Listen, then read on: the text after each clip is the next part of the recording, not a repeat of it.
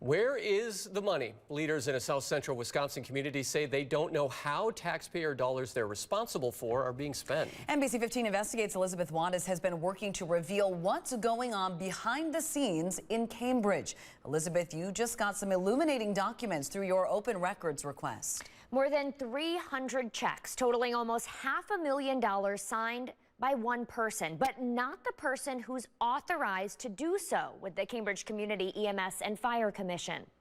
Oh, really? Wow. What do you think about that? That's not right. That's, no.